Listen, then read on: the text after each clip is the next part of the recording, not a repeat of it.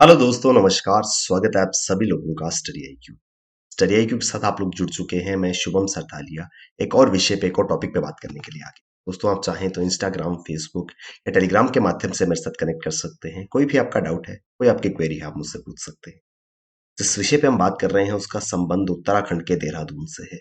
तो देहरादून में प्रधानमंत्री जी ने कुछ ही दिन पहले 18,000 करोड़ रुपए की विकास परियोजनाओं को शुरू किया है। इनकी शुरुआत हुई है, तो काफी बड़े स्केल पर डेवलपमेंटल एक्टिविटीज जो है वो देहरादून के अंदर देखने को मिलेंगी। इनकी शुरुआत कुछ ही दिन पहले देश के माननीय प्रधानमंत्री जी द्वारा करी गई। विस्तार से समझेंगे क्या है ये परियोजनाएं, क्या लाभ इनसे देहरादून के लोगों को और उत्तराखंड राज्य को मिलने वाले हैं। अगर आप उत्तराखंड स्टेट एग्जाम्स के लिए प्रिपेयर कर रहे हैं, चाहे पब्लिक सर्विस कमीशन है, चाहे एसएससी है, आपके लिए बहुत ही बेहतरीन smart courses study I Q पर अवेलेबल है। इन कोर्सेज की मदद से आप बहुत जल्द अपने पर्टिकुलर एग्जाम को क्वालिफाई कर पाएंगे।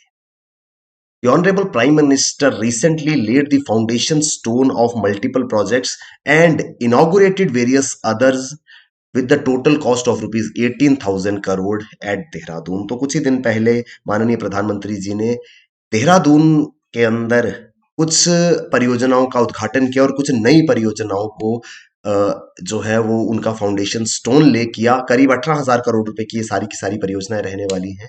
तो माननीय प्रधानमंत्री जी का कहना था कि पिछले 5 सालों में centre has approved schemes worth more than 1 lakh crore rupees for the development of Uttarakhand. तो माननीय प्रधानमंत्री जी ने कहा कि पिछले 5 सालों में केंद्र सरकार ने करीब 1 लाख करोड़ रुपए की विकासात्मक परियोजनाओं को मंजूरी दी है, जिससे उत्तराखंड के विकास में बहुत ज्यादा मदद मिलेगी। और इसके लिए उन्होंने टर्म यूज की थी गति शक्ति, कि काफी ज्यादा पेस में ये पूरा का पूरा कार्य हो रहा है, काफी ज्यादा गति से ये कार्य हो रहा है और बहुत ही जल्द जो मोस्ट डेवलप्ड स्टेट्स के रूप में उत्तराखंड को भी देखा जाएगा। यहाँ पर इंफ्रास्ट्रक्चर जो है वो state of the art infrastructure होगा। बेहतरीन सुविधाएं उत्तराखंड के लोगों को मिलेंगी। तो इस तरीके से माननीय प्रधानमंत्री जी, उनके साथ में उत्तराखंड के मुख्यमंत्री मौजूद रहे। तो जिन परियोजनाओं को यहाँ पे शुरू किया गया उसमें सबसे इंपॉर्टेंट है, सबसे पहला है दिल्ली देहरादून इकोनॉमिक कॉरिडोर। दिल्ली से देहरादून तक एक इकोनॉमिक कॉरिडोर बनाया जाए, जिससे ट्रेवलिंग जो है वो दिल्ली से देहरादून जाने वाले लोगों के लिए बहुत ही ज्यादा कन्वीनियंट हो जाए। तो इसका फाउंडेशन स्टोन ले किया गया है दिल्ली देहरादून इकोनॉमिक कॉरिडोर, जिसको ईस्टर्न पेरिफेरल एक्सप्रेस वे कहा जाता है। शायद आप लोग जानते होंगे वेस्टर्न पेरिफेरल एक्सप्रेसवे, जो कि सोनीपत से निकलता है दिल्ली, गुड़गांव और नोएडा के लिए। उसी तरीके से वेस्टर्न पेरिफेरल एक्सप्रेसवे दिल्ली से देहरादून जाएगा। करीब 8,300 करोड़ रुपए से ये परियोजना जो है वो कंप्लीट होगी।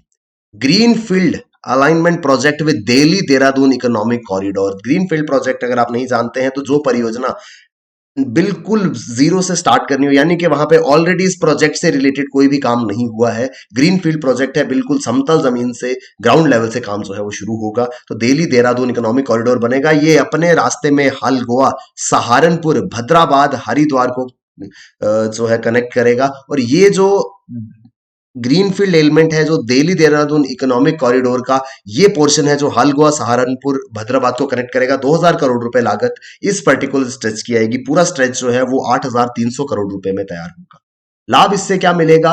सीमलेस कनेक्टिविटी होगी और दिल्ली से उत्तराखंड, देहरादून और हरिद्वार जाने की जो दूरी है, जो समय है, वो बहुत कम हो जाएगा। क्योंकि देहरादून जो है वो काफी ज्यादा एक सॉर्ट ऑफ डेस्टिनेशन है टूरिज्म के लिए भी और अन्य चीजों के लिए भी। साथ ही साथ हरिद्वार जो है वो रिलीजियस पॉइंट ऑफ व्यू से, धार्मिक दृष्टिकोण से बहुत ज्यादा इंपॉर्टेंट है। बहुत सारे लोग, बहुत बड़ी संख्या में श्रद्धालु जो है वो देहरादून के करीब हरिद्वार का रुख करते हैं। हरिद्वार जहां पर माँ गंगा के धाम में लोग पहुंचते हैं। तो ये एक बड़ा जो टूरिस्ट चंक है वो इस रास्ते से, इस एक्सप्रेसवे से, इस कॉरिडोर से बहुत ज्यादा लाभ ले पाएगा, क्योंकि ट्रेवल टाइम जो है वो काफी ज्यादा रिड्यूस हो जाएगा। अगर हम देखें अभी जो रूट इस्तेमाल किया जाता है वो करीब 250 किलोमीटर का स्ट्रेच है। तो 250 किलोमीटर जो है दिल्ली, गाजियाबाद, मेरठ, मुजफ्फरनगर, रुड़की, हरिद्वार के रास्ते देहरादून पहुंचता है। जो नया रूट है वो करीब 180 किलोमीटर का होगा, जिसमें दिल्ली, भागपत, सहारनपुर और देहरादून, इस रूट को जो है वो लिया जाएगा। दिल्ली के अक्षरधाम से इस एक्सप्रेसवे की शुरुआत होगी और ये 3 फेजेज में ये पूरा का पूरा स्ट्रेच जो है वो कंप्लीट होगा। करीब 8,300 करोड़ रुपए लागत इस पूरी की पूरी परियोजना की रहने वाली है। तो अनडाउटेडली ट्रैवल टाइम, जब क्योंकि डिस्टेंस जब 250 किलोमीटर से कम होकर के 180 किलोमीटर रह जाएगा तो ट्रैवल टाइम भी कम होगा। प्लस क्योंकि इकोनॉमिक कॉरिडोर है तो एक वाइड स्ट्रेच ऑफ रोड्स बनाया जाएगा जिससे ट्रैफिक कंजेशन कम होगी। तो करंटली अगर किसी को दिल्ली से देहरादून जाना है तो करीब 6 घंटे का सफर है, लेकिन ये सफर कम होकर के मात्र 2.5 से 3 घंटे का रह जाएगा। तो इस तरीके से काफी ज्यादा इंपॉर्टेंस इस कॉरिडोर की रहने वाली है। और एक और स्पेशल बात इस कॉरिडोर की, it will have Asia's largest wild life elevated corridor of 12 kilometres for unrestricted wild life movement. इस ही दिल्ली देहरादून इकोनॉमिक कॉरिडोर में एशिया का सबसे बड़ा एलिवेटेड कॉरिडोर होगा, करीब 12 किलोमीटर लंबा स्ट्रेच, जिसको जमीन से ऊंचा उठाया गया है, जिसको एलिवेट किया गया है। क्यों?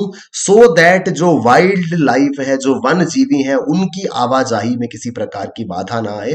अगर बिल्कुल उनके रास्ते से, ग्राउंड से अगर जंगलों के बीच से कॉरिडोर लेके जाया जाता तो उन जानवरों की आवाजाही बाधित होती या उनकी जान को खतरा भी हो सकता था। इस वजह से वो पूरा का पूरा स्ट्रेच, जहां से जिस रास्ते को वाइल्ड लाइफ जो है वो अपने मूवमेंट के लिए इस्तेमाल करते हैं, वहां से पूरा का पूरा हाईवे जो है, पूरा का पूरा कॉरिडोर जो है, उसको एलिवेट करके बनाया गया है और एशिया का सबसे बड़ा वाइल्ड लाइफ एलिवेटेड कॉरिडोर ये बन जाएगा।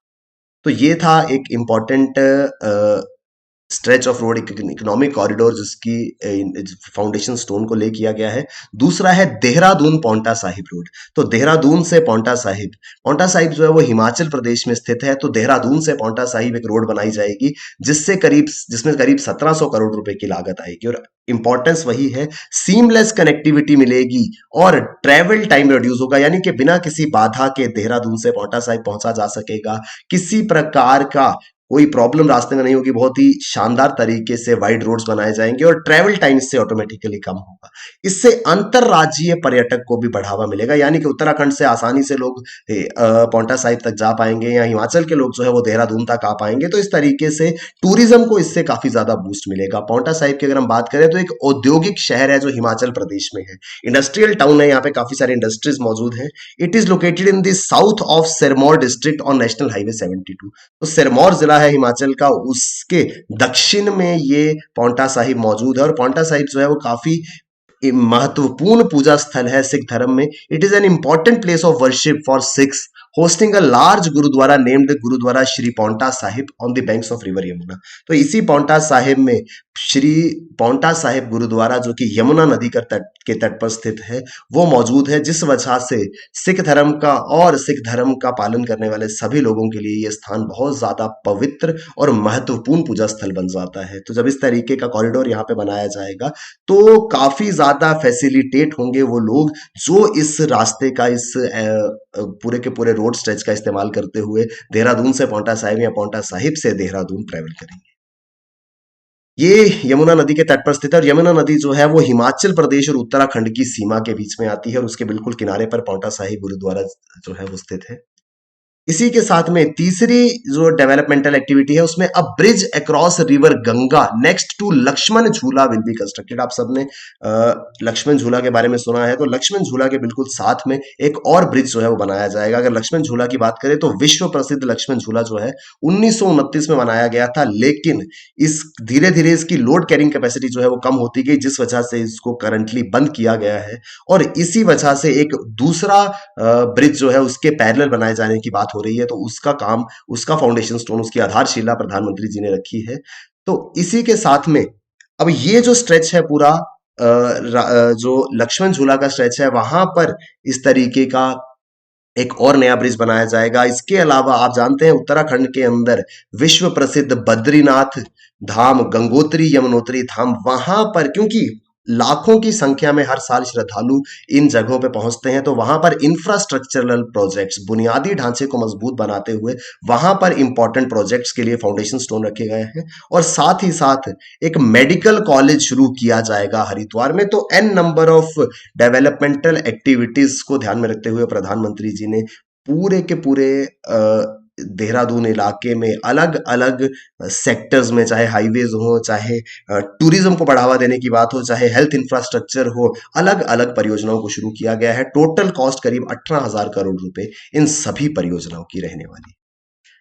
ये जो पूरा का पूरा आर्टिकल है, इसका संबंध उत्तराखंड से है, और उत्तराखंड राज्य के लिए अगर आप प्रिपेयर कर रहे हैं, चाहे पब्लिक सर्विस कमीशन है, चाहे एसएससी है, बेहतरीन स्मार्ट कोर्सेज आपकी हेल्प करेंगे। studyIQ.com या studyIQ की ऐप पर जाकर के इन कोर्सेज को प्राप्त करें। उन सभी कोर्सेज में प्राइस हाइक होने वाला है 1 से, तो प्राइस हाइक से पहले पहले ये कोर्सेज आप अपने लिए प्राप्त करें। Thank you very much, all the best, keep working hard, bye bye, take care, Jai Hind.